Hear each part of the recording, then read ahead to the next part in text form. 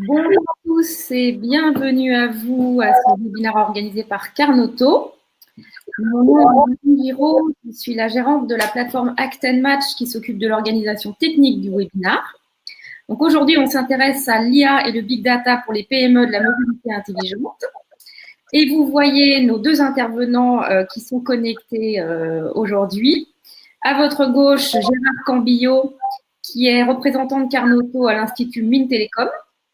Et à sa droite, Pierre Pleven, qui est conseiller stratégique IA et Big Data chez TerraLab. Donc, les deux intervenants vont prendre la parole d'ici quelques instants. Avant simplement de passer à cette phase-là, je voulais vous donner quelques informations sur l'interface pour que vous soyez autonome dans l'interactivité avec nous.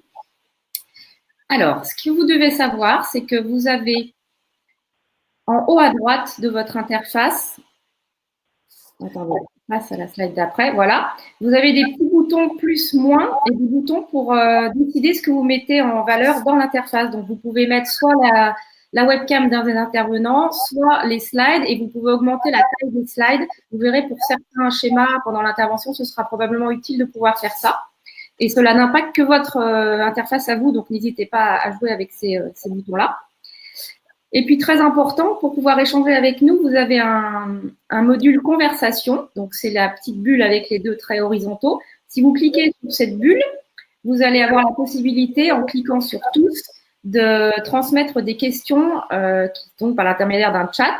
Ce qu'on fera, c'est qu'on répondra probablement plutôt aux questions dans un deuxième temps, parce qu'il y a peut-être des choses qui vont de toute façon être traitées pendant l'intervention. Voilà, mais vous pouvez de toute façon d'ores et déjà poser vos questions à l'assistance. Et puis, vous verrez, on fera aussi quelques sondages dans l'interface. Donc, vous verrez apparaître à un moment donné une question et vous aurez la possibilité d'y répondre et de soumettre ensuite votre réponse. Voilà, donc c'est simplement ce que je voulais vous dire donc, pour l'intervention. C'est Gérard qui va commencer cette session avec la présentation de Carnoto. Et puis ensuite, Pierre rentrera dans le vif du sujet sur IA et Big Data pour les PME de la mobilité intelligente. De mon côté, je reste connectée et là pour vous aider en cas de difficulté. N'hésitez pas à me solliciter. Voilà, donc Gérard, je vous laisse la main. Je vous mets les slides. Je vous souhaite à tous un très bon webinaire et n'hésitez pas à interagir avec nous avec le chat. À tout à l'heure.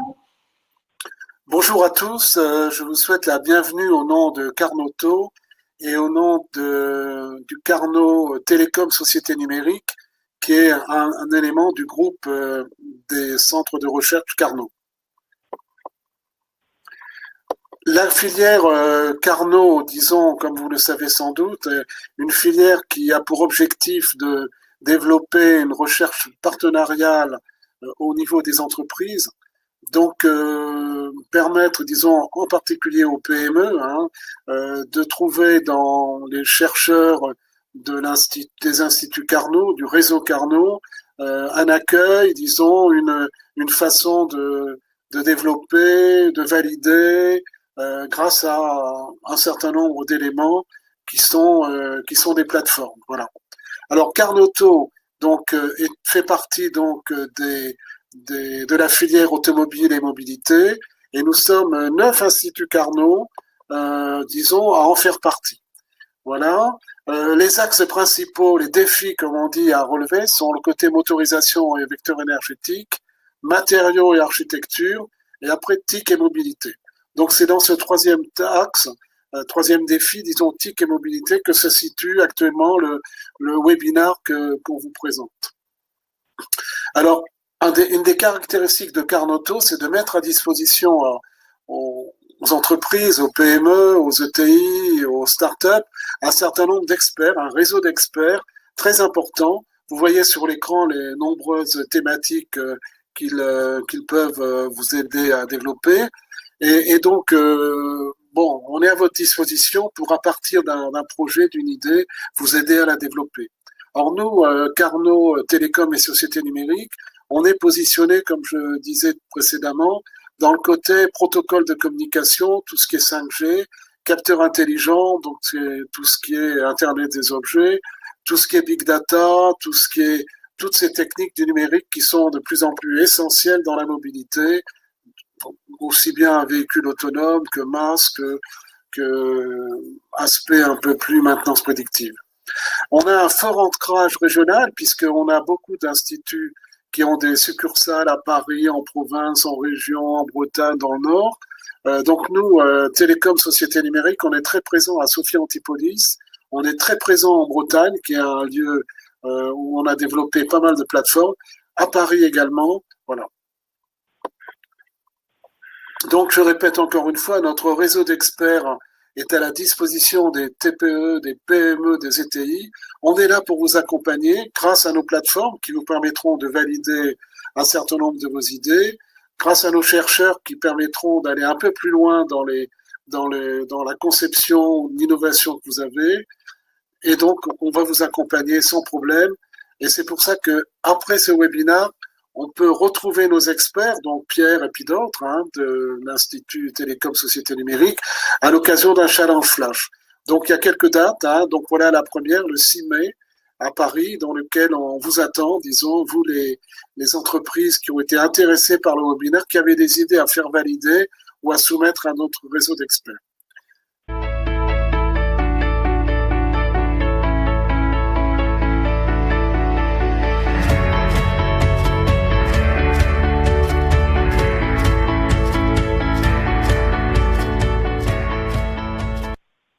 L'objectif du Challenge Flash Carnoto, comme on l'a imaginé, c'est de tester une méthodologie, une façon de mettre en relation des entreprises et des laboratoires de recherche publique française d'excellence et de voir comment on peut passer d'idées d'innovation à des projets en R&D.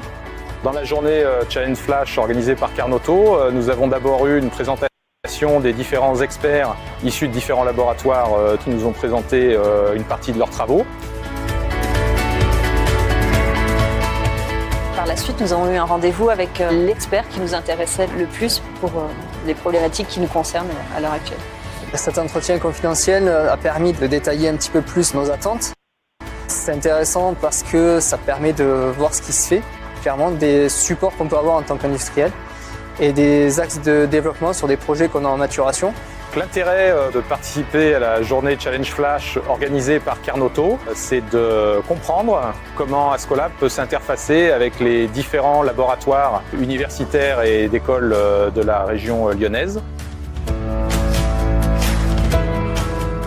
Cette journée, ça a vraiment permis de réidentifier certains verrous technologiques pour répondre aux enjeux de demain. C'est l'occasion de réunir des compétences d'entreprise et de laboratoire pour pouvoir pousser plus loin nos thématiques de recherche. Ce Challenge Flash, pour moi, est une très bonne idée, ce qui permet de mettre en contact, en relation, des entreprises type PME et ETI avec des laboratoires de recherche pour avancer sur des sujets de développement ou d'innovation. Merci beaucoup à Carnoto pour l'organisation de ce Challenge Flash et avec plaisir pour une prochaine fois.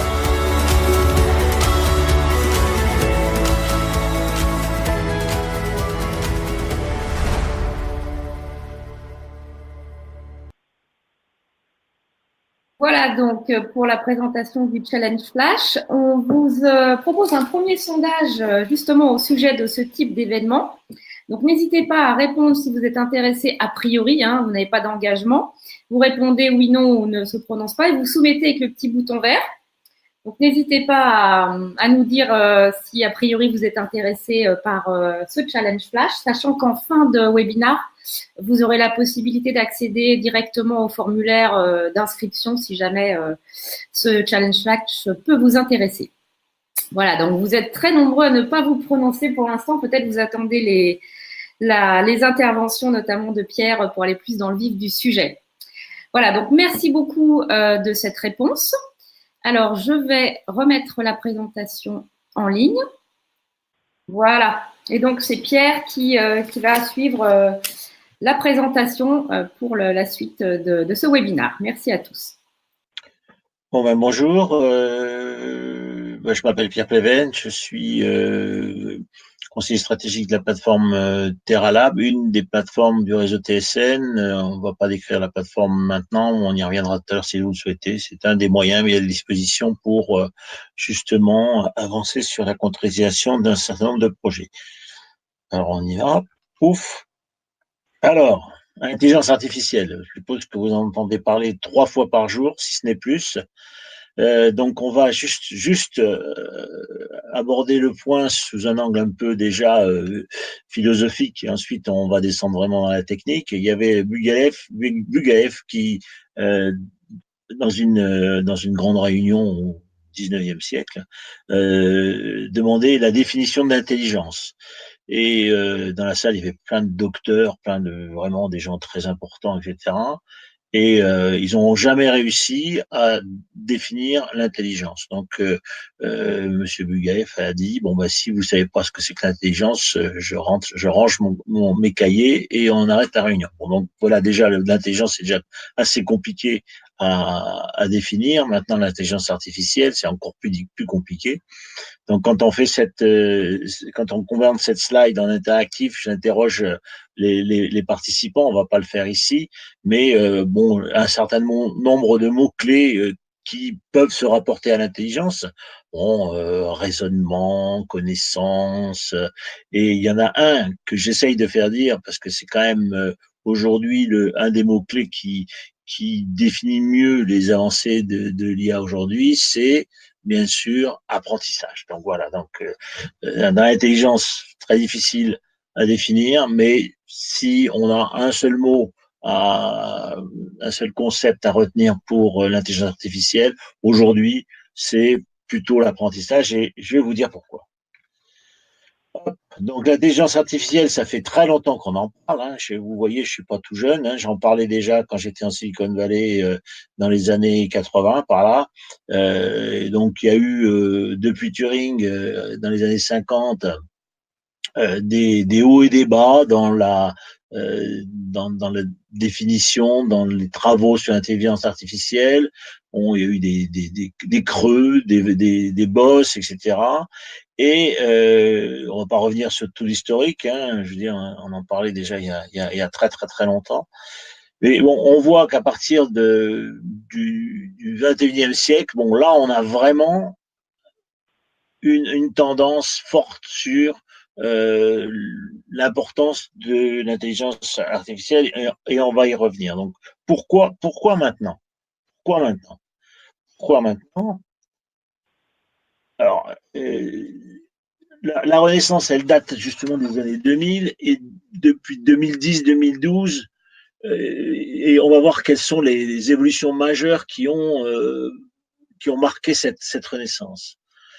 Donc déjà des progrès théoriques, principalement dans ce qu'on appelle le machine learning, l'apprentissage machine, les réseaux de neurones et deep learning. On va y revenir. Donc il y a des projets, il faut quand même des avancées théoriques, mais qui sont peut-être pas forcément les plus importantes. Les réseaux de neurones, ça fait très longtemps que ça existe, sauf que maintenant on peut les mettre en œuvre. Donc pourquoi on peut les mettre en œuvre? Parce que on a une augmentation de la puissance du matériel, la loi de Moore, tout le monde connaît, et en particulier les capacités de stockage et la mise en place aujourd'hui d'algorithmes de réseaux de neurones, en particulier sur les processeurs de type GPU. On y reviendra si vous le souhaitez. Ensuite, des victoires médiatiques. Hein, donc évidemment, nos amis américains ont surfer sur cette vague avec bon les grandes histoires de Deep Blue contre Kasparov, de Jeopardy en 2011, DeepMind sur AlphaGo, donc tout ça fait parler, ça crée du buzz et on va voir quand même que même si ces victoires sont extraordinaires, il y a quand même un certain nombre de restrictions à faire. Donc l'internet grand public qui est à la fois on va voir qui a mis en œuvre les moteurs de recherche que vous connaissez tous, qui permet des déploiements d'architecture massivement distribuée, ou ça dans le cloud. Le cloud, c'est aussi un des éléments majeurs parce que c'est évident que toutes ces ressources ne peuvent être on n'a pas besoin de les avoir ni dans son bureau, ni dans son labo, ni dans son entreprise.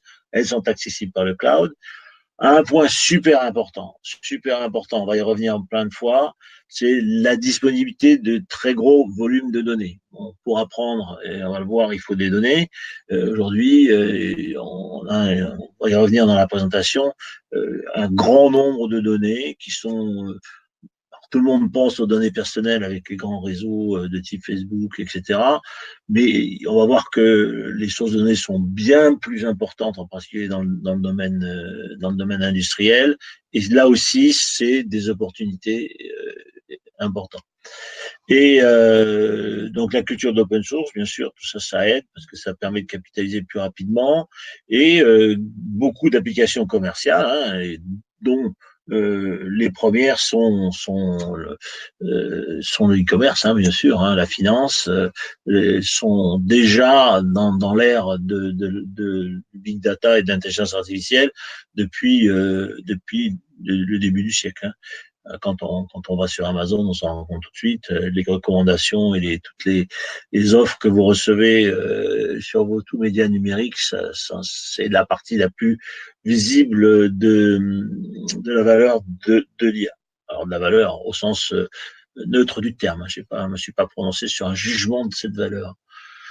Ok, donc bon, ça fait bien sûr beaucoup de peur, hein, beaucoup de peur. Bon, on dit tout le monde y va de sa peur. Faut-il avoir peur? Faut-il avoir peur? Tout le monde se prononce sur les angoisses parce que ça fait aussi vendre beaucoup de papier. Hein, c'est évident. Hein, les médias en sont friands. Juste un point là, vous aurez ce lien. Si vous voulez, il y a une somme, comme on dit, intéressante de tout ce qui concerne justement tous les concepts, etc. Je cite toujours le livre parce que c'est un livre de notre ami Olivier Srati qui est disponible en téléchargement gratuit au lien ci-dessous. Voilà. Next. Les craintes, la peur, les craintes, bon, on va ensuite sortir de ces craintes et de cette peur, ne vous inquiétez pas. Philosophique, hein, est-ce que la machine va remplacer l'homme? On n'a jamais autant parlé d'éthique que depuis qu'on parle d'intelligence artificielle, mais également économique, hein, bien sûr, puisque c'est une vraie proposition de valeur économique, politique, hein, parce que il y a aussi, bon, tout le monde a entendu parler des fake news, et géopolitique, puisque aussi bien les États-Unis avancent à une certaine vitesse et avec un certain axe, la Chine avance avec une grande vitesse et un axe probablement différent. On pourra y revenir si vous le souhaitez, et l'Europe au milieu qui essaye de garder un peu de valeur et être sûr que les industries et les services de notre cher continent vont profiter de ces avancées. On va voir que c'est pas facile, c'est un vrai challenge, mais on va y arriver, on est là pour ça. Voilà. Alors, donc, pour percer toutes ces craintes et pour vraiment les mettre à plat, on va faire passer une petite vidéo de deux personnes qui s'appellent Joshua Bengio et Yann LeCun, qui sont pas n'importe qui, puisqu'ils viennent d'obtenir le prix Turing 2019, qui est le prix Nobel d'informatique. Alors, on a de la chance parce que les deux parlent français pour deux raisons différentes. Joshua Bengio, c'est pas évident, mais il est québécois, il s'exprime très bien en français, et Yann LeCun, le CTO de Facebook, est évidemment aussi français, breton comme moi, et qui a une grande carrière aux États-Unis, mais il est aussi au Collège de France, donc il est quand même resté proche de nos frontières. Bon, Marianne, si on peut, ou Marianne ou Marine, je ne sais pas qui lance la vidéo. Oui, Claire, je la lance, je t'invite juste à couper ta caméra et puis je lance. C'est fait. 2 ans, maîtrise la physique, on l'appelle la physique intuitive, parce que l'enfant n'a pas des équations pour expliquer le monde physique qui nous entoure, mais l'enfant comprend les notions de base de la gravité, de pression, de force, sans avoir les mots pour le dire, mais intuitivement, il ou elle comprend tout ça, sans que jamais ses parents lui aient expliqué, donné des cours, posé des examens. Donc tout ça, ça se fait simplement par l'observation et l'interaction avec le monde. Il manque ce qu'on appelle le sens commun. Aux ordinateurs d'aujourd'hui, il y a plein de choses qu'on sait et qu'on ne communique pas verbalement parce que tout le monde le sait.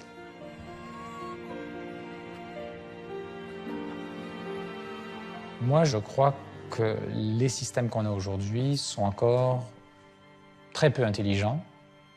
Donc on pourrait parler de stupidité artificielle plutôt que d'intelligence artificielle dans beaucoup de cas. Même s'il y a des prouesses qu'on met en valeur, quand on travaille tous les jours avec ces systèmes, on se rend compte à quel point ils sont limités, à quel point ils ne comprennent pas le monde qui nous entoure. Les intelligences artificielles d'aujourd'hui sont donc incapables de s'extraire du contexte pour lequel elles ont été programmées. Comme si notre monde était bien trop complexe pour être stocké dans une mémoire d'ordinateur. On n'a pas de machine à l'heure actuelle qui soit aussi intelligente qu'un rat, par exemple. C'est un peu difficile à se représenter, mais on a des machines qui battent les meilleurs humains au Go, mais ce sont des machines qui sont extrêmement spécialisées. On a des machines qui peuvent reconnaître sur une image des milliers d'espèces de plantes, et il y a très peu d'humains en fait qui savent faire ça. Donc, par certains côtés, ces machines ont des capacités surhumaines, mais en fait, ce sont des capacités très très pointues, et elles ont été entraînées pour ça, avec des bases de données énormes qui ont été collectées et étiquetées à la main. Si vous fermez les yeux et je dis « Pierre prend son sac et sort de la pièce », si vous avez le sens commun, il y a tout un tas d'informations que vous pouvez remplir simplement avec ces quelques mots, dans lesquels vous savez que Pierre, d'abord, est une personne, c'est pas un caillou. Vous savez ça parce qu'il va sortir de la pièce, donc ça peut pas être un caillou. Il va probablement attraper son sac, tendre la main, fermer les doigts autour de la poignée du sac, marcher, se diriger vers la porte, ouvrir la porte. Une fois qu'il sera sorti de la pièce, il ne sera plus dans la pièce, parce qu'un objet ne peut pas être à deux endroits en même temps. Il ne va pas voler, il ne va pas se désintégrer et réapparaître ailleurs. Il ne va pas attirer son sac par télékinèse. Donc toutes ces choses qui ne peuvent pas se passer, on sait qu'elles ne peuvent pas se passer parce qu'on connaît les contraintes du monde. Donc ça nous permet, à partir de ces quelques mots, en fait, de remplir une quantité d'informations absolument énorme sur la nature de ce qui se passe sans en fait avoir eu la moindre perception de la scène. C'est ça qu'on appelle le sens commun. Et la quantité d'informations apprises par les machines est très faible parce qu'elle est limitée à ce sur quoi on peut les entraîner avec de l'apprentissage supervisé. Et donc elles n'ont pas le sens commun, elles n'ont pas l'émergence de sens commun à cause de la faible quantité d'informations en fait, qu'elles ont engrangées dans leur apprentissage. Et pour qu'elles puissent engranger plus d'informations, il faut qu'elles puissent apprendre par elles-mêmes par observation. C'est ce qu'on ne sait pas encore faire. Donc effectivement, pour acquérir ce sens commun, il va falloir que l'ordinateur vive lui-même des expériences comme nous, on a vécu des expériences.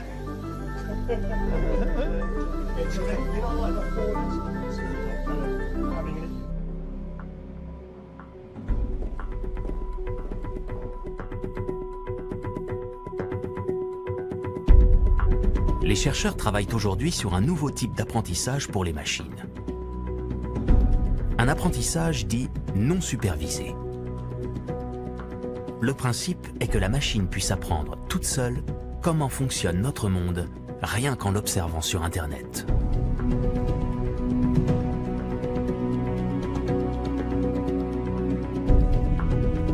En ingurgitant les milliards d'heures de vidéos disponibles en ligne, un algorithme pourrait-il faire émerger de lui-même notre fameux sens commun?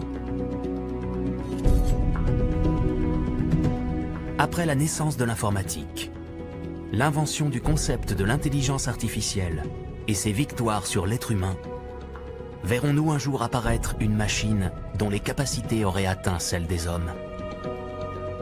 Les experts l'ont déjà baptisée intelligence artificielle générale. Il est à peu près clair pour tous les gens qui sont dans le domaine qu'il est possible, théoriquement certainement, de construire des machines qui sont aussi intelligentes que les humains dans tous les domaines où les humains sont intelligents. La grosse question, c'est combien de temps ça va prendre. C'est-à-dire qu'il y a des gens qui sont très optimistes de ce côté-là, qui pensent qu'on a en gros résolu le problème et que c'est plus qu'une question de faire des machines un peu plus puissantes, etc. Il y a des gens qui pensent que ça va nous prendre des siècles. Et puis moi, je suis un petit peu entre les deux, c'est-à-dire je pense qu'en fait, il y a probablement plusieurs obstacles à franchir, dont certains qu'on voit, comme par exemple arriver à percer le secret de l'apprentissage non supervisé. Donc ça, c'est une des montagnes qu'on a à franchir avant d'arriver au but. Le problème, c'est que cette montagne cache toutes les autres. C'est-à-dire qu'on ne sait pas combien il y a de montagnes derrière. Et ça va peut-être nous prendre plus de temps que prévu, en fait, de franchir ces montagnes.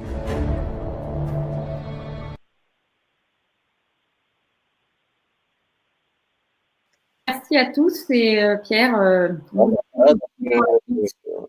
Merci à Yann Lequin et Josué Bengio, mais aussi merci à Arte qui nous a gentiment permis d'utiliser cette citation. On va dire que c'est une citation. Donc maintenant, on va revenir donc sur le sujet. Donc là, on a vu à la fois les challenges et les limites de ce qu'on appelle l'intelligence artificielle aujourd'hui. On va rester au Canada parce qu'ils sont à la fois un peu américains, ils ont la chance de parler de parler français, d'être aussi un peu proches de l'Europe sur le plan de l'éthique, etc. Donc les quatre, ça c'est la mission canadienne de l'IA, hein, les quatre grands domaines sur lesquels on attend une valeur socio-économique, hein, pas seulement économique, pas seulement sociale, socio-économique, création de valeur. Et donc ils les classent eux dans cet ordre. Premièrement, tout ce qui est santé, bien-être, personne, etc. C'est vrai que les avancées sont extraordinaires là-dessus. On va pas détailler puisque c'est pas forcément votre première préoccupation aujourd'hui. Le deuxième, bon, tout ce qui est nouveau modèle d'affaires, on a vu déjà tout ce qui est e-commerce, Internet, etc. Mais également, tout de suite après, l'industrie 4.0, et on va largement y revenir. Donc l'industrie, c'est probablement un des gisements de valeur socio-économique, on le répète, les plus importants pour les années qui viennent. Ensuite, ils mettent en 3 l'éducation, la formation, la citoyenneté, les communautés, etc. Bon, c'est aussi très important. Mais là aussi, bon, c'est pas forcément votre préoccupation aujourd'hui. Peut-être qu'en tant que citoyen, c'est très important, mais en tant que aujourd'hui sur le séminaire, c'est pas, on va pas trop appuyer sur cette partie. Par contre, ils mettent en 4 tout ce qui est urbanisation 4.0, tout ce qui lie le géospatial, l'environnement, les ressources naturelles, la ville, l'intelligence des transports. Ils mettent ça dans un grand concept global. Et ils ont raison, hein, parce que bien évidemment, la ville, si on parle de transport intelligent, bah évidemment, il faut qu'il y ait une ville intelligente autour. Si on a une ville intelligente, il faut qu'elle se place par rapport à la problématique des ressources naturelles et de l'environnement. Et ça, c'est ça qu'ils appellent l'urbanisation 4.0, qui inclut à la fois l'environnement, les ressources naturelles, la ville et les transports. Mais bon, on va pas, bien sûr, c'est un concept très vaste, très intéressant, passionnant, mais peut-être un peu trop vaste pour vraiment avoir des cas d'usage concrets, ce qu'on cherche à voir dans ce séminaire. Donc voilà, donc les 4 grandes sources de création vues par nos amis canadiens. Donc c'est déjà intéressant de voir ça. Alors, ça c'est la partie création de valeur socio-économique. Donc maintenant il y a des mots qu'on utilise tout le temps, hein, donc c'est quoi au point de vue technique l'intelligence artificielle? C'est essentiellement des mathématiques, de la statistique et beaucoup d'informatique. Donc si on prend l'ensemble des techniques d'intelligence artificielle, donc en gros, il y a toutes les techniques d'intelligence artificielle qui comprennent à la fois le deep learning, le machine learning et tout ce qui est ce qu'on appelle l'intelligence artificielle symbolique, qui est quand même notre bonne vieille culture du if then else, hein, c'est l'intelligence artificielle déterministe, hein, qu'on va retrouver dans toute l'informatique, on va retrouver aussi en industrie dans le command and control. Donc donc cette partie-là, je dirais que c'est la partie, je vais pas dire ancienne, puisqu'elle continue à évoluer et puis elle englobe la totalité des avancées. Donc on a vu machine learning, qui est un sous-ensemble qui se base sur l'apprentissage, pour l'instant supervisé. Donc Yann Lequin l'a bien expliqué. Donc les machines vont apprendre à partir de corpus de données étiquetés, hein, donc on va dire, on va donner à bouffer à la machine un grand nombre d'images, et celles pour lui apprendre à trouver un chat, on va étiqueter tous les chats de manière à ce que il va apprendre, la machine apprenne ce que c'est qu'un chat, mais parce qu'on lui a dit ce que c'est, on lui a indiqué sur les images, on a étiqueté les images, donc comme l'a dit Liliane. Et à l'intérieur des techniques de machine learning, il existe la technique dont on parle le plus aujourd'hui, qui s'appelle le deep learning, qui est une des mises en œuvre des techniques de machine learning à base de réseaux de neurones. Bon, on peut revenir sur les réseaux de neurones si vous voulez. En gros, c'est des algorithmes en couches qui permettent justement, à la manière des neurones dans le cerveau, d'apprendre plus vite et de manière plus efficace à reconnaître un chat, par exemple. Mais pour l'instant, ces techniques de deep learning sont aussi des techniques d'apprentissage supervisé. Alors, on vient de parler de deep learning et de machine learning.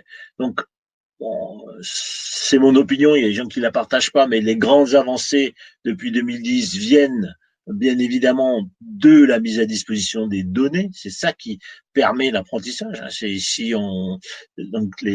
ça qui permet l'apprentissage et de générer la valeur que l'on trouve dans l'algorithme machine learning, deep learning. Donc on va s'intéresser aux données parce que c'est quand même clé. Bon,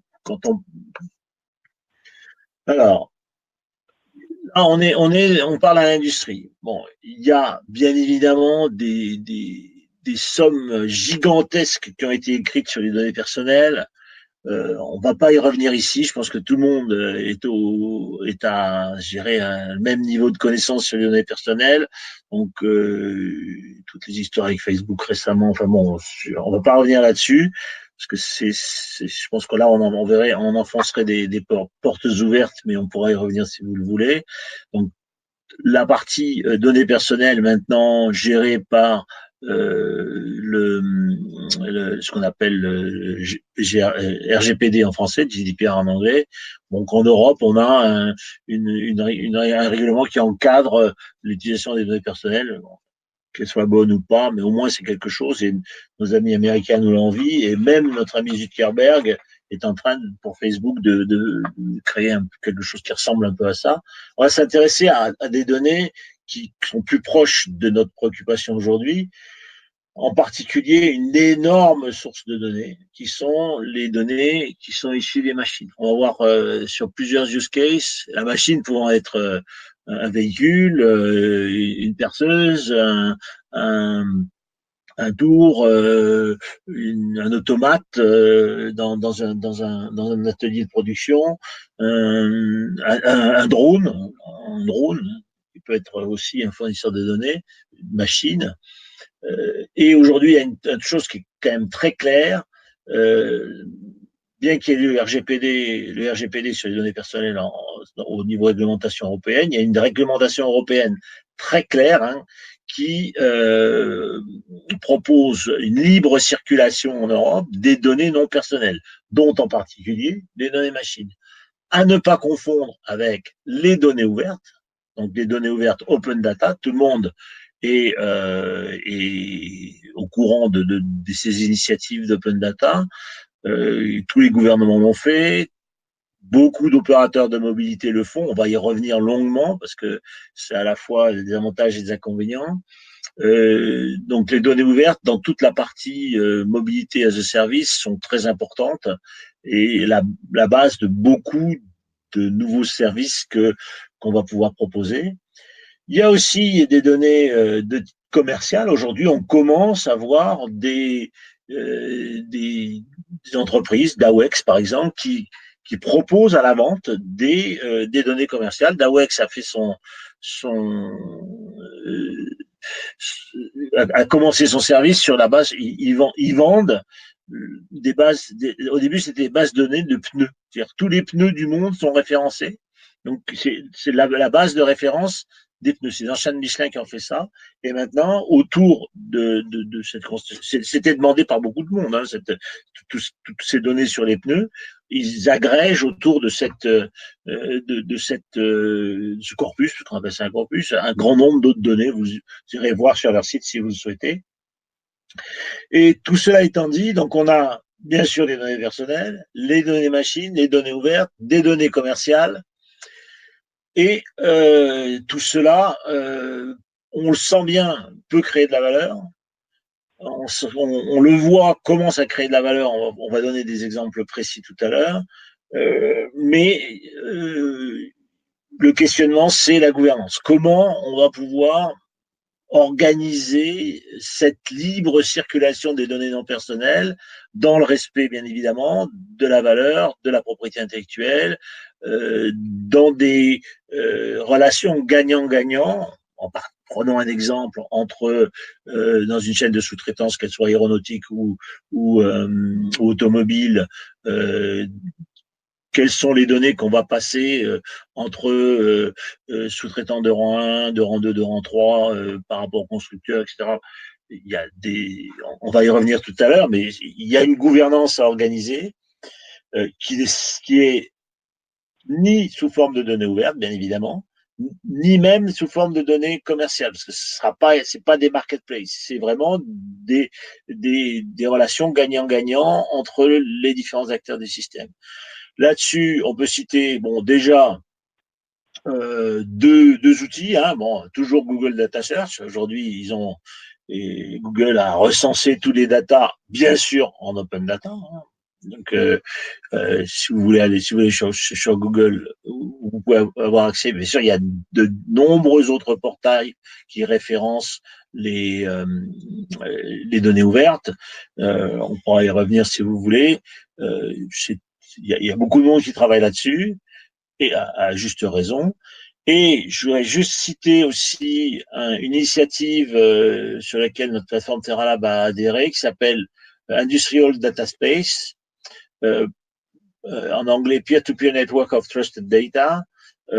C'est justement une association qui, de manière transversale, va tenter d'organiser le partage intelligent et respectueux de propriété intellectuelle et de confidentialité entre les acteurs industriels. On pourra y revenir si vous voulez aussi. Tout ça pour dire que donc il y a cette initiative transversale et bien évidemment les grands industriels de la donnée, les grands offreurs de services dans la donnée industrielle. On peut en citer deux, hein, Siemens avec MindSphere et 3Experience avec nos amis de Dassault. Donc eux, bien sûr, proposent aussi une gouvernance, mais à l'intérieur de leur silo de solutions. Donc, voilà, ça bouge beaucoup et il y a tout le monde sent qu'il y a de la valeur, mais bon, on va voir comment on peut y arriver. Et on va voir tout à l'heure dans les exemples. Alors, on passe à la suite. Donc là, ça c'est une slide sur le grand rêve de la data economy. Donc ça, c'est ce qu'on montre dans le projet de recherche et d'innovation. Donc la data economy, c'est un flux continu et bidirectionnel de données depuis le design, à travers la fabrication, jusqu'au produit dans leur utilisation courante. C'est la vision qui existe. On pense que les industriels y adhèrent. On voit par exemple, on va voir tout à l'heure que dans tout ce qui est aerospace, ils y croient et ils le mettent en place. Un peu plus difficile dans l'automobile, on y reviendra. Pourquoi pas l'électroménager, pourquoi pas des industries plus pointues. C'est une vision qui commence à être partagée avec bien évidemment la gouvernance qui va derrière. Donc maintenant, on va passer à la suite. Alors, l'usage. Alors, là, on va revenir un peu sur l'interactivité. Donc, on va rentrer dans le concret. Donc, j'ai préparé 4 cas d'usage, mais bien évidemment, le temps étant imparti, étant presque déjà révolu. Quels sont les votes pour insister plus ou moins sur les... Alors, j'ai un vote pour véhicule autonome, 2 votes maintenance prédictive, véhicule autonome 2, masse. Bon, donc c'est assez réparti. Bon, je vois pas de vote sur l'homologation virtuelle, donc maintenance prédictive 3. Ah ouais, voilà, on va donc passer un peu plus de temps sur la maintenance prédictive. Ok, ben écoute, voilà, on va en rester là sur le vote et on va passer vraiment au sujet. Ah bah oui, mais je suis revenu au début là. Tu m'as remis au début. Bon, alors là. Ah non, non. Voilà, c'est là, on est là. Donc, bon, déjà, on va passer un peu de temps sur le véhicule autonome, bien sûr. Hein, c'est quand même le cas d'usage le plus évident aujourd'hui, au moins médiatiquement.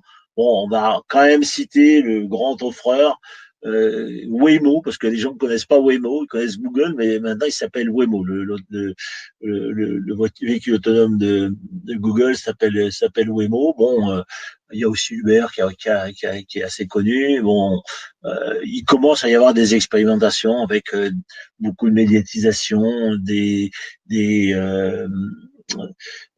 questionnements éthiques également. Bon, on pourra passer du temps si vous voulez, mais bon, le véhicule autonome existe et nous l'avons rencontré.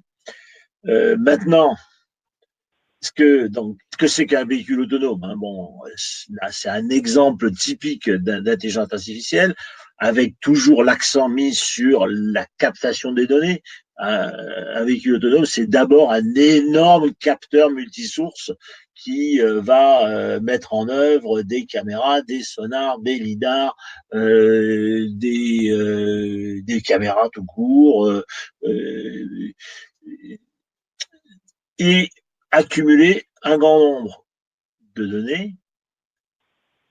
Et on le répète, pourquoi Google a fait rouler quelques millions de kilomètres à ses voitures dans le Silicon Valley et ailleurs? Parce que, a priori, au départ, c'est vraiment pour l'apprentissage. Il faut que l'algorithme reçoive suffisamment de données pour pouvoir ensuite nourrir les actuateurs quand on va mettre en route le véhicule. On a entraîné les modèles, maintenant il faut exécuter le modèle. La première phase, ça a été de capter des milliards de données, des pétaoctets de données sur les routes, sur le trafic, sur le comportement des algorithmes, etc., pour pouvoir, lors de la conduite autonome, pouvoir utiliser ce modèle sur les actuateurs, hein, c'est-à-dire donc le volant, les freins, les clignotants, tout ce que vous voulez qui permettent justement de faire la conduite. Donc aujourd'hui, donc on voit bien que c'est un exemple typique hein, qui a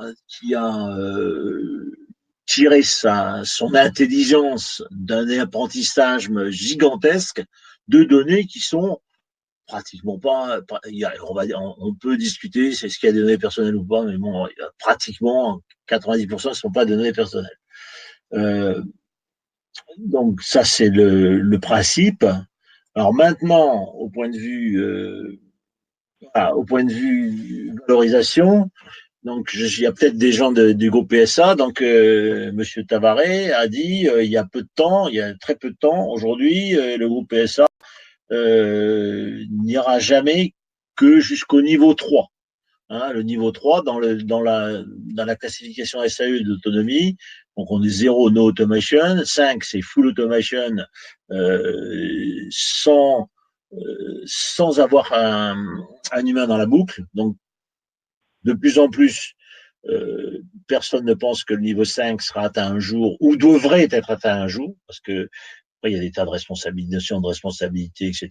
Donc, le 5, il est peut-être pas forcément atteignable. Bon, Carlos Tavares a dit que au niveau du niveau 3, les gens qui pourront se payer un véhicule au-delà du niveau 3, en fait, ils n'ont pas besoin de conduire parce qu'ils sont déjà assis sur le siège arrière et il y a un chauffeur qui les conduit.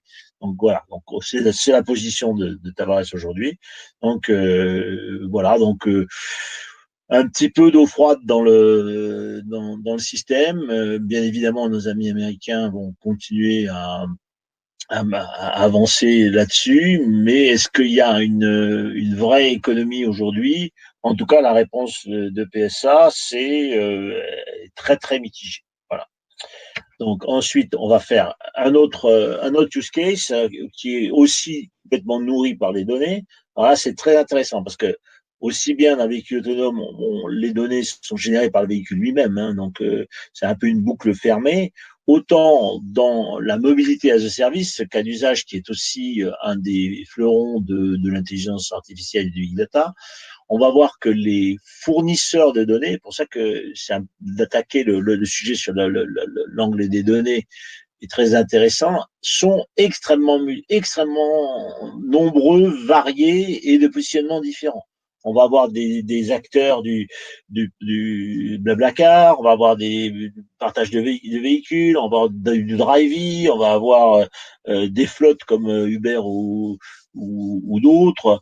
On va avoir aussi les opérateurs. Donc là déjà, ça c'est plutôt de type nouveaux services. Hein. Les opérateurs de tout ce qui est multimodal transport, hein, le STIF, la RATP, SNCF, etc., etc. Donc c'est des acteurs historiques hein, qui eux aussi ont des données. On leur demande de mettre ces données en open data, mais on va essayer de conclure ensuite sur la nature de toutes ces données et la valeur de toutes ces données dans le domaine de la mobilité as a service. Donc, un autre acteur qui sont les opérateurs de transport. On a tout ce qui est parking, etc. On a bien évidemment les collectivités, les gens qui gèrent le trafic, hein, qui vont peut-être contrôler les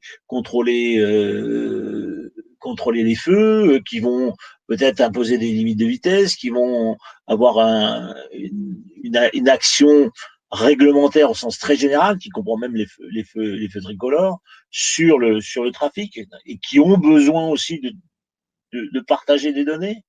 Et bien évidemment des aspects santé, des aspects de e-gouvernement qui vont venir par-dessus. Et ça, c'est en se centrant sur la mobilité, sans aller aussi loin que nos amis canadiens qu'on a vu tout à l'heure, qui étendent ensuite le système sur non seulement la mobilité, mais la ville, mais l'environnement et même quelque part l'urbanisation globale du territoire. Donc ça peut aller très loin. Ça peut aller très loin.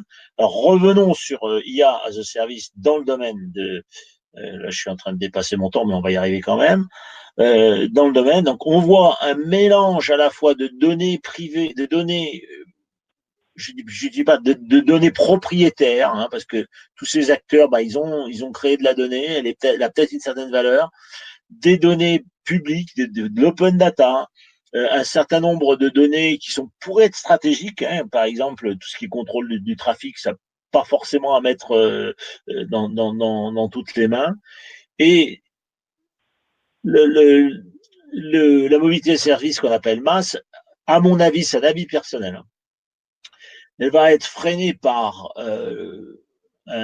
deux problèmes. Le problème de l'énorme hétérogénéité de la gouvernance de données, hein, avec une puissance, une tendance à mettre le maximum de choses dans l'open data, mais néanmoins des zones de données qui sont pas forcément qui est pas forcément utile ni même souhaitable à mettre en open data, et également un problème de business model, parce que quelque part après comment répartir la valeur entre ces nombreux acteurs, ça va être assez compliqué. Donc on pourra y revenir si vous voulez, je vais pas y aller plus loin. Mobilité as a service, beaucoup de promesses, beaucoup d'envie, mais également des points de blocage qui sont la gouvernance des données au sens large et le business model. La prochaine, voilà, on m'a demandé de faire de la maintenance prédictive. Ça, j'adore parce que c'est vraiment un truc là où on comprend vraiment bien comment dans l'industrie on peut avoir de la valeur sur l'intelligence artificielle. Donc ça, c'est une slide Hitachi. Donc, donc c'est une slide commerciale, mais il l'explique très très bien. Donc, qu'est-ce qu'ils veulent Hitachi? Bon, Hitachi, bien évidemment, ils font des systèmes de climatisation, tout le monde le sait. Hein. Donc voilà, on a le système de climatisation au centre du jeu, là. Il est là. Voilà, hein, voilà le système de climatisation.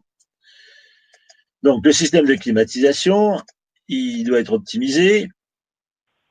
Et quelque part, il doit être aussi, on doit aussi, dans l'optimisation du système de climatisation, il y a évidemment la maintenance. Mais pas seulement, il y a aussi le fonctionnement lui-même. Donc, quelle est la chaîne de valeur qui va permettre à l'IA de valoriser justement et d'améliorer le fonctionnement du climatiseur, qui peut être un climatiseur de centrale frigorifique. J'étais sur la route en Bretagne, il y avait toutes les usines de surgelés. Bon, ça en fait partie aussi. Hein. Donc aujourd'hui, bien évidemment, et depuis toujours, ces unités de climatisation sont contrôlées par une boucle de rétroaction courte. Bon, en anglais, command and control ou automation. Bon, ça fait des lustres que ça existe. Donc, tout ça, ça fonctionne depuis très longtemps et ça s'améliore en permanence. Alors, qu'est-ce que l'intelligence artificielle va amener dans tout ça? Donc, on va revenir à la création des données. Donc, tous ces climatiseurs, ils sont équipés de capteurs dans tous les sens qui, en automatisme, vont capter des températures, des pressions, des flux, etc., et qui vont optimiser le processus en temps réel avec ces capteurs. Donc l'idée que ces capteurs, on va dériver l'information des capteurs vers ce qu'on appelle un lac de données sur le cloud. Sur le cloud, à tout seigneur tout honneur, là, c'est nos amis de Microsoft qui proposent le cloud pour Hitachi. Très bien, pas de problème. Donc, sur le cloud, on va remonter. Alors, ça s'appelle Edge. C'est un Edge Computing. Qu'est-ce que je remonte sur le cloud pour contribuer au lac de données. Donc, ici, alors, et ça, c'est très important, un concept super important, dans le lac de données, hein, donc à partir de toutes les données qu'on a accumulées à partir des capteurs de production, on va construire ce qu'on appelle le jumeau numérique, Digital Twin. Donc, on va refaire un modèle qui va reproduire de manière artificielle le processus physique qui est ici, et ce qui va permettre deux choses. Il va faire deux choses. Premièrement, de continuer des optimisations qui seraient proposées par des techniques de machine learning. Il y a des moments où l'installation a bien fonctionné, donc on va dire quel était le réglage des capteurs à ce moment-là en fonction des conditions atmosphériques, donc voilà, il y a des propositions d'amélioration du processus, et également, dans le cas de panne, par exemple, d'avoir tout un historique et de manière de pouvoir aussi prédire les pannes et régler les schémas de maintenance en fonction de ça. Et donc, à partir du jumeau numérique, on fait deux choses.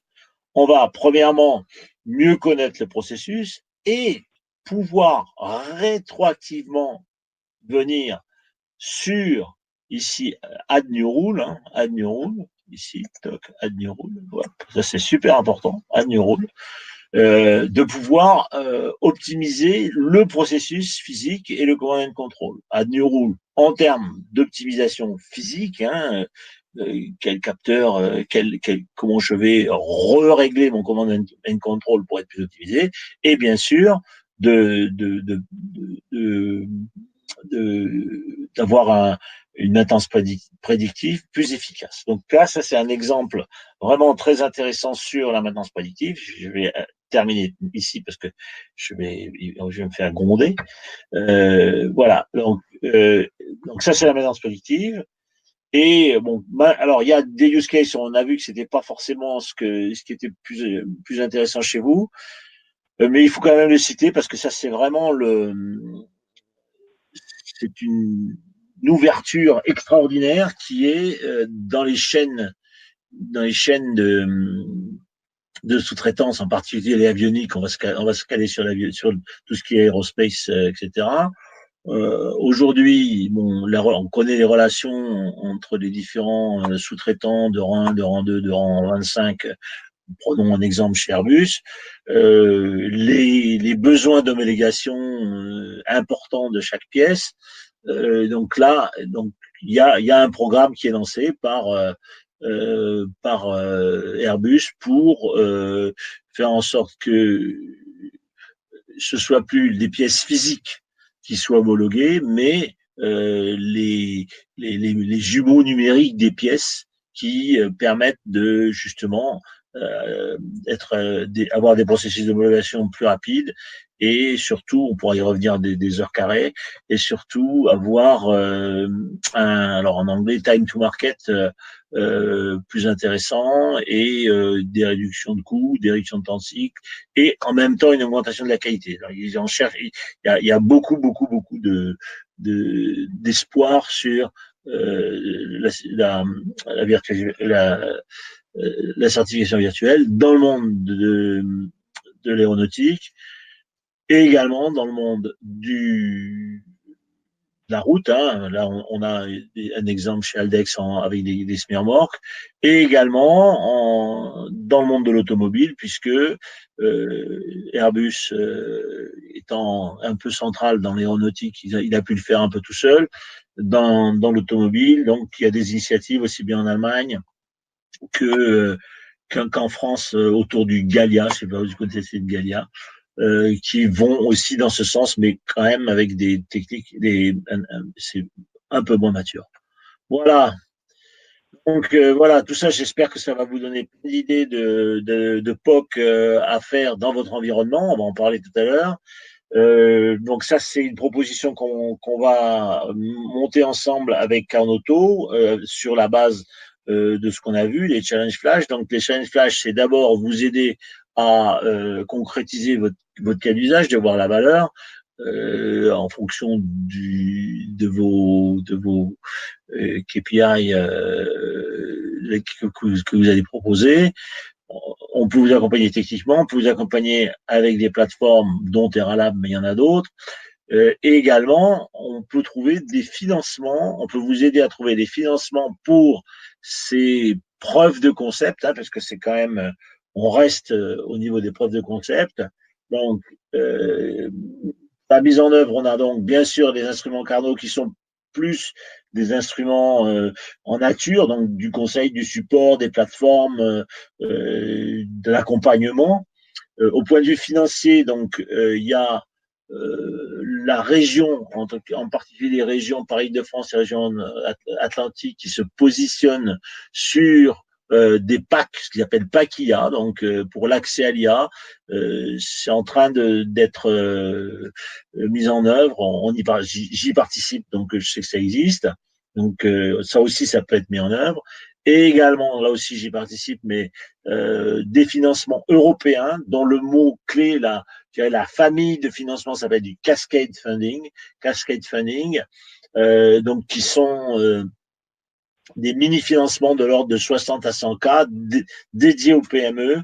Je ne vais pas les citer tous parce qu'il y en a une centaine, mais ici, vous avez le lien du blog de nos amis de Funding Box qui ont recensé et qui recensent en permanence les appels ouverts sur ces trucs-là. Bon, j'ai personnellement accompagné plusieurs PME à la fois françaises et allemandes dans ces financements. Bon, ça marche. J'ai vu accompagner une entreprise de mécanique de précision du plateau de Buc et également des Allemands qui faisaient des inventaires de magasins de logistique avec des drones indoor. Donc c'est très très différent, mais on trouve des financements pour des gens très très différents. Voilà. Je vous remercie. Je crois que c'est la dernière slide. Voilà, c'était la dernière slide. J'ai presque tenu les temps, mais si on va pas, voilà. Bon, vas-y, maintenant, Marianne, tu peux reprendre, s'il te plaît. Merci beaucoup Pierre, merci à tous. Donc je vous invite à poser vos questions dans le chat. Moi je vais en profiter pour poser une ou deux questions qu'on a eues en avance. Justement parmi les 4 cas d'usage que tu as présentés Pierre, quel est celui qui est le plus, sur lequel tu es le plus souvent consulté? Tu m'entends Pierre? Ah oui, c'est à moi que tu poses la question. Oui, oui. Aujourd'hui, je dirais que c'est la maintenance prédictive en PME industrielle, ça marche bien. La gouvernance de données globale aussi, parce que c'est des questions qui se posent beaucoup. Là, la boîte de mécanique du plateau de Buc, c'était justement dans l'univers Airbus, puisque c'est un fournisseur de Safran, d'Oudrich, etc. Donc, il y a de plus en plus de perméabilité dans les données. Bon, bien sûr, il faut respecter la confidentialité, les prix, la propriété intellectuelle, etc. Mais bon, il y a une forte demande d'accélération de ces échanges de données. Ça, c'était et sur pour par exemple les drones, c'était c'était un peu du niveau du véhicule autonome, puisque c'est quelque part de voir comment on pouvait améliorer l'apprentissage de la géographie, de la topologie, de l'anthropologistique, pour que le drone il marche mieux, il se positionne mieux, il fasse son boulot pour aller scanner les barcodes au bon endroit le mieux possible. Donc là, c'était vraiment d'apprentissage. C'était vraiment du machine learning.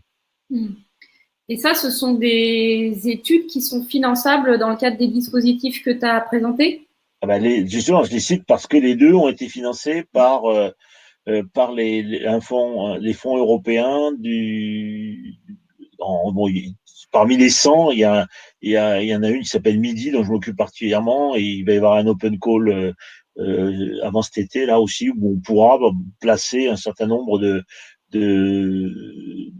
preuves de concept dans le tuyau de ce projet MIDI. Mais il y en a 10 autres qui sont candidats.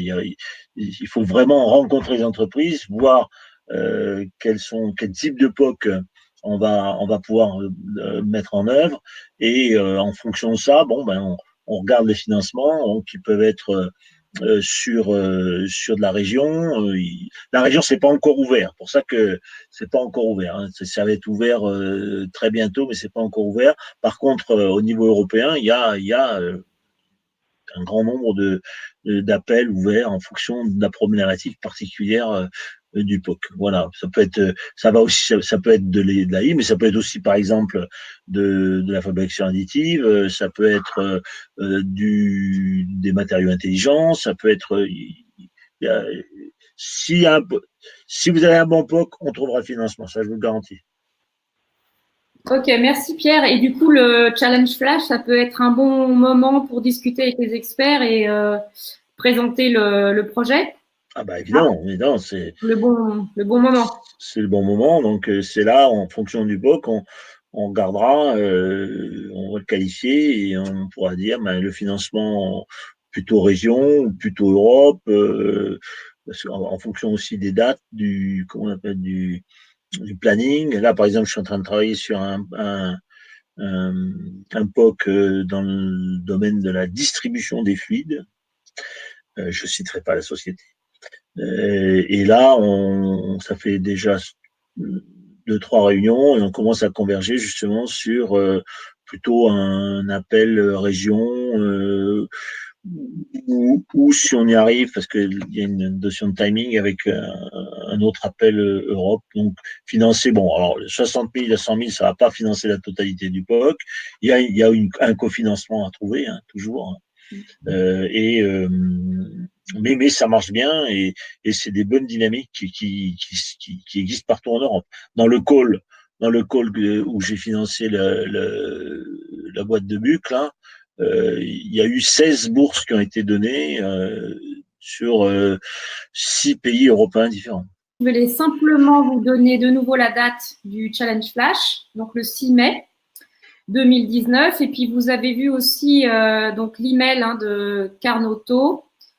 Là, si jamais vous voulez prendre contact suite à ce webinaire. Alors, on a eu la question, Pierre, de savoir si les slides étaient disponibles.